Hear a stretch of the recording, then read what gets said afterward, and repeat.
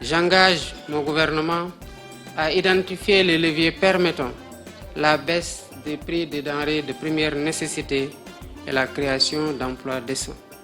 Il s'agit d'une priorité absolue de mon gouvernement qui devra être soutenue par le renforcement du secteur de l'agriculture en vue d'atteindre dans le moyen terme notre souveraineté alimentaire. J'ai suivi le discours de son Excellence Faye Diomaye hier.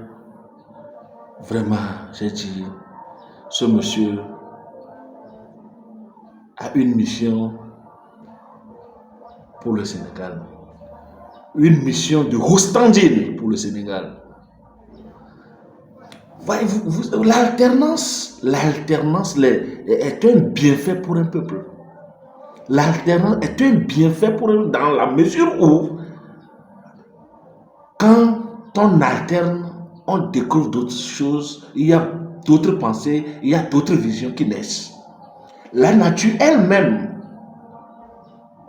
fait de l'alternance. C'est pourquoi il y a des zones humides, il y a des zones tempérées, il y a des zones glaciales, il y a des zones chaudes, il y a des terres arides, il y a des terres boueuses, il y a des saisons sèches, il y a des saisons pluvieuses.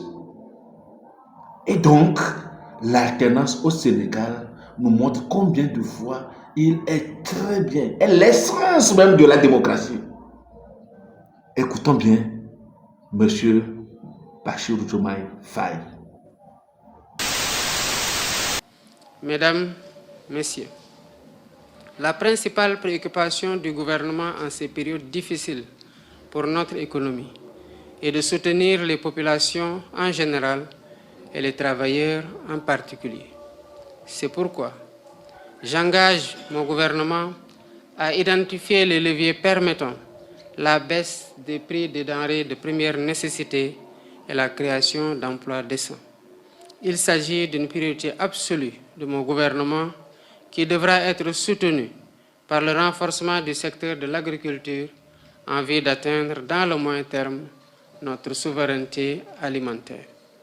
Je compte poursuivre pour les approfondir les initiatives déjà prises en faveur des acteurs et des unités du secteur de l'économie sociale et solidaire. Notre ambition est d'en faire un levier du développement durable et local, créateur d'emplois.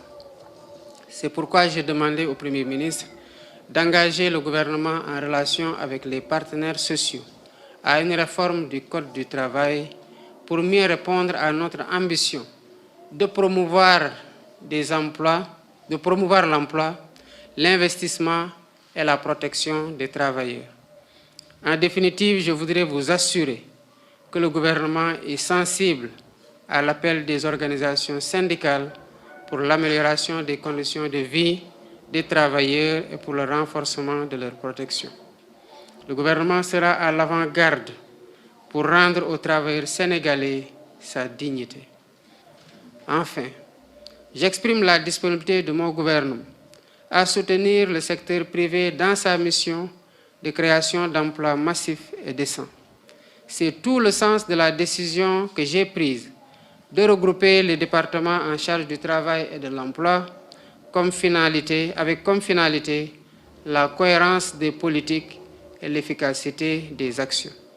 C'est sur cet appel que je termine mon propos, tout en vous renouvelant mes vœux d'une bonne fête de travail.